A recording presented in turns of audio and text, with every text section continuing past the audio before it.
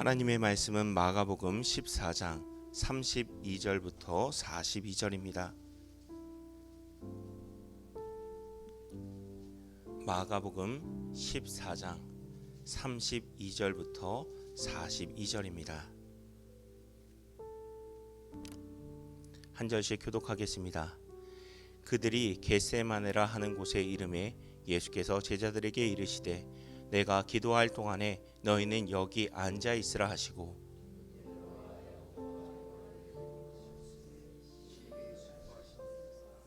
말씀하시되 내 마음이 심히 고민하여 죽게 되었으니 너희는 여기 머물러 깨어 있으라 하시고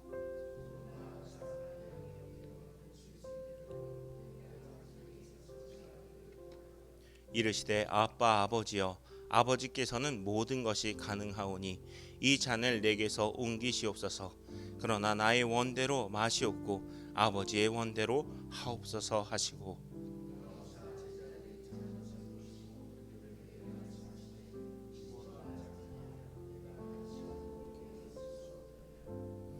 시험에 들지 않게 깨어 있어 기도하라. 마음에는 원이로되 육신이 약하도다 하시고 다시 오사 보신즉 그들이 자니 이는 그들이 눈이 심히 피곤함이라. 그들이 예수께 무엇으로 대답할 줄을 알지 못하더라.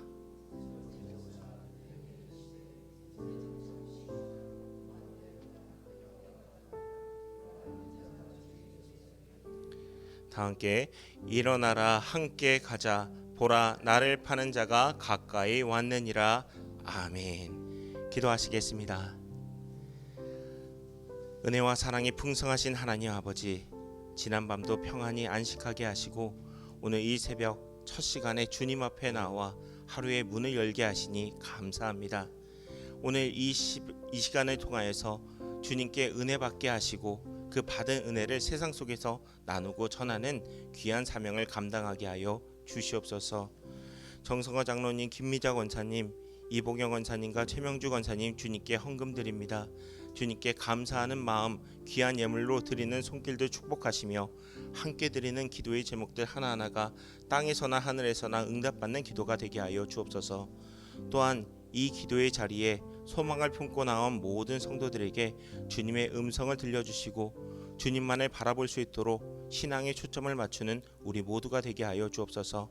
사랑이 많으신 우리 주 예수 그리스도의 이름으로 감사하며 간절히 기도하옵나이다. 아멘. 오늘부터 사순절이 시작됩니다. 부활절까지의 그 여정 동안에 우리는 무엇을 바라보고 그리고 어떻게 살아가야 할까요? 바로 예수님입니다. 예수님을 바라보고 예수님께서 살아가셨을 때 어떻게 하셨는지를 우리가 묵상하며 그렇게 살아갈 때 세상에 감당할 수 없는 주의 자녀로 살아가게 될 것입니다. 오늘 본문에서 예수님과 제자들이 겟세마네 동산에 있습니다. 같은 공간에서 같이 기도하고 있음에도 불구하고 예수님과 제자들의 모습이 참 대조적입니다. 예수님은 겟세마네에서 기도로 승리하고 계십니다. 그에 비해서 제자들은 무너지고 있습니다. 주님은 제자들에게 시험에 들지 않게 깨어 있으라 말씀하시고 잠자고 있는 제자들을 3번이나 깨우시며 기도하라라고 권면하고 말씀하고 계시죠. 그럼에도 불구하고 제자들은 육신의 연약함으로 인해서 심히 피곤함으로 인하여서 기도하지 못합니다. 기도하지 못하는 것이 뭐가 문제냐라고 생각할 수도 있겠죠. 식사기도 한번 빼먹는다고 큰일이 생기는 것도 아닌 것 같다라고 여길 때도 있습니다. 그러나 기도해야 할 때 기도하지 못하면 우리는 연약해집니다. 그리스도인들이 넘어진 자리에 기도가 없습니다. 기도가 약해지면 시험이 찾아오고 시험 중에도 기도를 찾지 않으면 우리의 연약함으로 인해서 결국 넘어질 수밖에 없습니다. 반대로 시험 중에 기도를 찾으면 우리 주님께서 일으켜 세워주십니다. 이끌어 주시고 은혜로 충만하게 하여 주십니다. 오늘 본문 속에서 예수님은 온 힘을 다해서 기도하고 계십니다. 오늘 본문 속에서 상황을 다른 각도로 본 누가복음은 이렇게 예수님의 기도하는 모습을 증언하고 있는데요. 예수께서 힘쓰고 애써 더욱 간절히 기도하시니 땀이 땅에 떨어지는 핏방울 같이 되더라. 누가복음 22장 44절의 말씀입니다. 이렇게까지 온 힘 다해서 애써 간절히 기도하신 그 까닭은 무엇일까요? 예수님께서 이 땅에 오신 목적, 우리 하나님의 뜻을 이루시기 위함이었습니다. 우리 예수님은 이 땅에서 많은 기적을 보이셨다. 우리는 그렇게 기억합니다. 오병이어 기적을 비롯해서 달리다굼, 죽은 소녀를 일으키는 기적, 그뿐만 아니라 물 위를 걸어오신 놀라운 사건들을 보여주셨습니다. 그러나 놀라운 기적이 예수님이 이 땅에 오신 목적 전부가 아니었습니다. 예수님께서 이 땅에 오신 것은 하나님의 뜻을 이루기 위함이셨습니다. 우리의 아버지 되신 하나님은 우리 인류를 어떻게 구원하실까를 고민하셨습니다. 죄와 사망에 갇혀 죽을 수밖에 없는 죄인들, 우리를 사하시고 구원하시기 위해서 예수님을 보내주셨습니다. 그런데 하나님의 뜻을 이루는 길에 심각한 회방꾼들이 존재합니다. 먼저 예수님의 제자들이었습니다. 베드로는 예수님 앞에서 항상 큰 소리를 쳤습니다. 다른 사람들은 다 예수님을 배신해도 나만큼은 배신하지 않을 거라고 자신만만하게 말했었던 제자가 바로 베드로였습니다. 그러나 오늘 본문 속에서 여러 제자들과 함께 그는 잠들어 있습니다. 예수님의 간절한 기도 소리가 들리지 않는지 그저 잠에 들고 있다는 겁니다. 함께 기도하지 못하고 있었던 베드로는 어떻게 될까요? 이후에 십자가를 지시기 전에 예수님께서 고난받고 있는 중에도 고난받는 그 예수님을 나는 모른다라고 3번이나 부인했던 제자가 바로 베드로였습니다. 베드로가 육신의 힘이 없어서 그랬을까요? 업으로서 수년간 다져진 힘이 그에겐 있었습니다. 자신만만할 만큼 힘이 있었지만 기도해야 될 때 깨어있지 못했던 베드로는 결국 힘든가 역경 앞에서 넘어질 수밖에 없었습니다. 그렇다면 누가 깨어있을 수 있을까요? 자신이 얼마나 연약한 존재인지 깨달은 사람만이 깨어있을 수 있습니다. 그렇다면 누가 기도할 수 있을까요? 자신의 연약함을 인정하는 사람이 기도할 수 있습니다. 우리의 연약함을 인정하지 않으면 어떻게 될까요? 로마서 7장 19절과 20절에서 이렇게 말합니다. 내가 원하는 바 선은 행하지 아니하고 도리어 원하지 아니하는 바 악을 행하는도다. 만일 내가 원하지 아니하는 그것을 하면 이를 행하는 자는 내가 아니요 내 속에 거하는 죄니라. 로마서에 있는 말씀이 말하는 바와 같이 자신의 연약함을 인정하지 않으면 내 속에 가득 차 있는 죄가 힘을 발휘하기 시작합니다. 그리고 선을 행하지 못하는 죄인으로서만 살게 이끌 뿐입니다. 그렇지만 자신의 연약함을 인정하면 역전됩니다. 연약함은 사라지고 주님의 은혜가 그 가운데 임하게 됩니다. 그리고 주님의 은혜로 모든 것을 능히 감당할 수 있습니다. 하나님의 뜻을 이루는 길에 심각한 장애물은 제자들만 있는 것이 아니었습니다. 가장 큰 장애물이 있었는데요. 그것은 바로 예수님, 바로 자신이셨습니다. 예수님은 참 하나님이셨고 동시에 참 인간이셨습니다.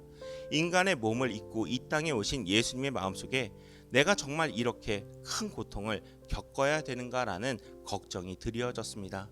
모든 것을 아셨던 주님께서도 십자가의 고통에 대한 걱정이 사실 있으셨던 겁니다. 이때 예수님은 제자들처럼 잠들지 않았습니다. 이때 예수님은 기도하셨습니다. 고난 중에 고난을 묵상하지 않고 고난만을 바라본 것이 아니라 기도의 자리에 나아가 자신의 연약함을 고백합니다. 이 잔을 내게서 지나가게 하옵소서. 이 잔을 내게서 지나가게 하옵소서. 음절 하나, 단어 하나를 토할 때마다 우리 주님의 목에서 피가 솟구쳤을 겁니다. 이마에서 떨어지는 땀방울이 핏방울이 되도록 기도하신 예수님의 기도가 계속 이어집니다. 아버지께서는 모든 것이 가능하오니 이 잔을 내게서 옮기시옵소서. 이 기도가 여기에서 끝나지 않고 그러나 나의 원대로 마시옵고 아버지의 원대로 하옵소서. 만약 아버지 이 잔을 내게서 지나가게 하옵소서만 구하였다면 십자가 사건의 가장 큰 회방꾼은 예수님 자신이었을 겁니다. 육신의 연약함 앞에 무너진 다른 제자들과 다를 바 없는 예수님으로 끝나버렸을 것입니다. 그러나 제자들은 기도하지 못했지만 예수님은 끝까지 기도하셨습니다. 그리고 기도를 통해 자신의 연약함을 주님 앞에 고백하고 주님의 뜻 앞에서 자신을 꺾으며 순종하셨습니다. 예수님은 자신의 뜻을 하나님 앞에서 꺾으신 가운데 이마에 땀방울이 핏방울이 되도록 꺾으셨던 것입니다. 아니, 쥐어짜셨습니다.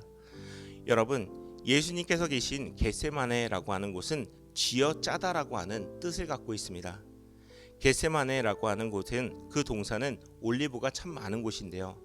올리브는 기름을 만들기 위해선 올리브 열매를 짓눌러야 합니다. 박살내야 됩니다. 과육을 박살내고 단단한 씨가 박살이 나면 날수록 기름이 더 많이 나오는 것이 올리브 기름입니다. 예수님은 십자가의 고난을 그렇게 행하셨습니다. 그리고 아버지의 뜻, 인류를 구원하시기 위한 그 뜻을 위해 자신의 두려움을 박살내고 자신의 모든 생각을 박살내기 위해서 끝까지 기도하셨습니다. 그리고 십자가의 고난을 순종하신 주님, 나의 원대로가 아닌 하나님의 원대로 순종하셨던 주님은 십자가에서 보배로운 피를 흘려 죽기까지 순종하셨습니다. 그리고 구원을 이루어 주셨습니다. 우리 각 사람에게 저마다의 간증이 있으실 겁니다. 내 신앙의 열매들, 자랑하고픈 나의 기도의 응답들이 있으실 겁니다. 그런데 진짜 간증은 무엇일까요? 진짜 기도는 무엇일까요? 진짜 간증은 내가 원하는 대로 이루어지는 것이 간증이 아니라 내가 철저히 꺾이고 부서질지언정 주님의 뜻을 이룬 것이 간증이지 않겠습니까? 마지막 날에 주님 앞에 섰을 때 주님께서 여러분들을 향해서 내가 정말 바로 너가 포기할 수 없는 그 기도의 제목을 가지고 있었지만, 정말 포기할 수 없는 간절함이 있는 것을 내가 알고 있었지만, 내가 그때 나를 위해서 그것을 포기하더구나, 그것을 꺾더구나. 이것이 우리 주님께서 기억하시는 기도이며, 그런 기도야말로 정말 응답될 줄 믿습니다. 이것이 우리 예수님이 우리에게 보여주신 기도요, 순종이요, 신앙입니다.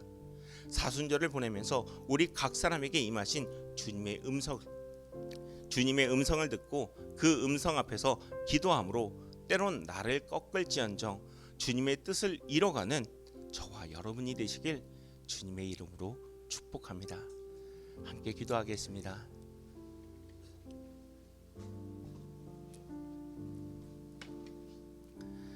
은혜와 사랑이 풍성하신 하나님 아버지, 오늘도 새날을 허락하여 주시고 이 새벽 주님 앞에 나온 우리에게 주님의 은혜를 허락하시니 감사합니다.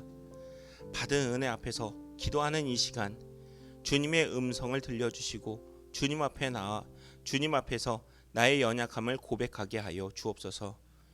우리는 연약하지만 주님은 강하심을 믿습니다. 나는 할 수 없지만 주님과 함께할 때 모든 시련과 역경을 능히 이겨낼 수 있음을 믿습니다.